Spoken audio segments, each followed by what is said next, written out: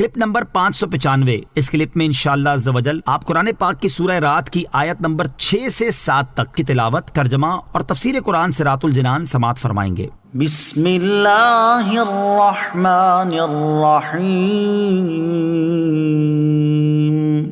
اللہ کے نام سے شروع جو نہایت مہربان رحمت والا ہے۔ وَيَسْتَعْجِلُونَكَ بِالسَّيِّئَةِ قَبْلَ الْحَسَنَةِ وَقَدْ خَلَتْ مِن قَبْلِهِمُ الْمَثُلَاتُ وَإِنَّ رَبَّكَ لَذُو مَغْفِرَةٍ لِلنَّاسِ عَلَى ظُلْمِهِمْ وَإِنَّ رَبَّكَ لَشَدِيدُ الْعِقَابِ۔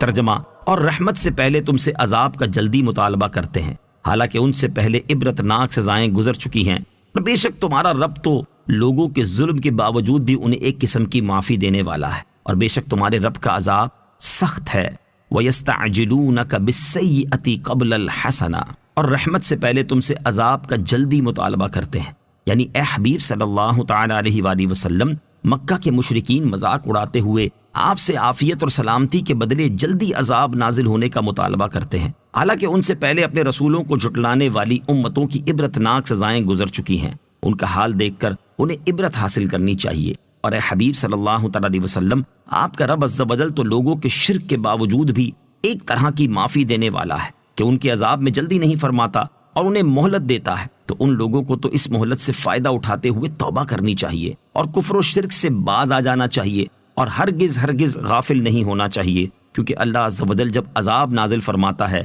تو اس کا عذاب بھی بڑا سخت ہوتا ہے۔ وَيَقُولُ الَّذِينَ كَفَرُوا لَوْلَا أُنزِلَ عَلَيْهِ آيَةٌ مِّن رَّبِّهِ انما انت منذر ولكل قوم ہاد۔ ترجمہ، اور کافر کہتے ہیں ان پر اور ان کے رب کی طرف سے کوئی نشانی کیوں نہیں اتری؟ اے حبیب، تم تو ڈر سنانے والے ہو اور ہر قوم کے ہادی ہو۔ وَيَقُولُ الَّذِينَ كَفَرُوا، اور کافر کہتے ہیں یعنی کفار مکہ کہتے ہیں کہ محمد مصطفیٰ صلی اللہ تعالی علیہ وسلم پر ان کے رب عز و جل کی طرف سے ویسی نشانی کیوں نہیں اتری جیسی حضرت موسیٰ اور حضرت عیسیٰ علیہ السلام پر نازل ہوئی۔ کافروں کا عناد اور نا انصافی۔ کافروں کا یہ قول نہایت بے ایمانی کا قول تھا، کیونکہ جتنی آیات نازل ہو چکی تھیں اور جتنے معجزات دکھائے جا چکے تھے، سب کو انہوں نے کل عدم قرار دے دیا۔ یہ انتہا درجے کی نا انصافی اور حق دشمنی ہے۔ جب دلائل قائم ہو چکے ہیں اور ناقابل انکار شواہد پیش کر دیے جائیں اور ایسے دلائل سے مدعا ثابت کر دیا جائے جس کے جواب سے مخالفین کے تمام اہل علم و ہنر عاجز اور حیران رہیں اور انہیں لب ہلانا، زبان کھولنا محال ہو جائے، تو ایسے روشن دلائل، واضح شواہد اور ظاہر معجزات کو دیکھ کر یہ کہہ دینا کہ کوئی نشانی کیوں نہیں اترتی، روزے روشن میں دن کا انکار کر دینے سے بھی زیادہ بدتر اور باطل تر ہے، اور حقیقت میں یہ حق کو پہچان کر اس سے عناد اور فرار ہے، کیونکہ کسی دعوے پر جب مضبوط دلیل قائم ہو جائے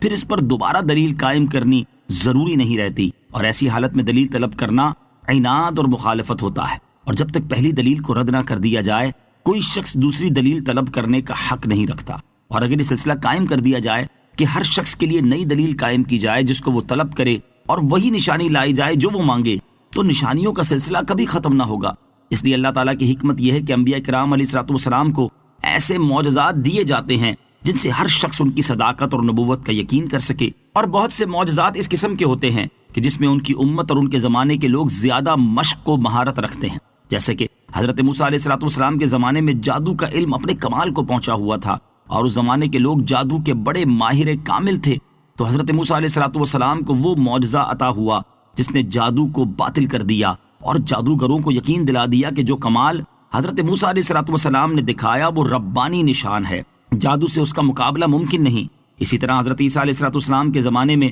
طب انتہائی عروج پر تھی، اس لیے حضرت عیسیٰ علیہ السلام کو شفائے امراض اور مردے زندہ کرنے کا وہ معجزہ عطا فرمایا جس سے طب کے ماہرین عاجز ہو گئے، اور وہ اس یقین پر مجبور تھے کہ یہ کام طب سے ناممکن ہے، لہٰذا یقیناً یہ قدرت الہی کا زبردست نشان ہے اسی طرح سرکار دو عالم علیہ الصلوۃ والسلام کے زمانہ مبارکہ میں عرب کی فصاحت و بلاغت اوج کمال پر پہنچی ہوئی تھی اور وہ لوگ خوش بیانی میں عالم پر فائق تھے۔ سرور عالم علیہ الصلوۃ والسلام کو اللہ تعالیٰ نے وہ معجزہ عطا فرمایا جس نے انہیں عاجز و حیران کر دیا، اور ان کے بڑے سے بڑے لوگ اور ان کے اہل کمال کے گروہ قرآن کریم کے مقابل ایک چھوٹی سی عبارت پیش کرنے سے بھی عاجز و قاصر رہے، اور قرآن کے اس کمال نے یہ ثابت کر دیا کہ بے شک یہ ربانی عظیم نشان ہے اور اس کا مثل بنا لانا بشری قوت کے لیے ممکن نہیں۔ اس کے علاوہ اور صدہا معجزات رسول کریم علیہ الصلوۃ والسلام نے پیش فرمائے جنہوں نے ہر طبقے کے انسانوں کو آپ کی رسالت کی صداقت کا یقین دلا دیا۔ ان معجزات کے ہوتے ہوئے یہ کہہ دینا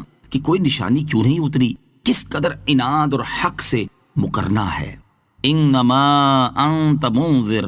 تم تو ڈر سنانے والے ہو، یعنی اے حبیب علیہ الصلوۃ والسلام اپنی نبوت کے دلائل پیش کرنے اور اطمینان بخش معجزات دکھا کر اپنی رسالت ثابت کر دینے کے بعد احکام الہیہ پہنچانے اور خدا عز و جل کا خوف دلانے کے سوا آپ پر کچھ لازم نہیں، اور ہر شخص کے لیے اس کی طلب کردہ جدا جدا نشانیاں پیش کرنا آپ علیہ الصلوۃ والسلام پر ضروری نہیں، جیسا کہ آپ سے پہلے ہادیوں یعنی انبیاء کرام علیہ الصلوۃ والسلام کا طریقہ رہا ہے۔ وَلِكُلِّ قَوْمٍ ہاد،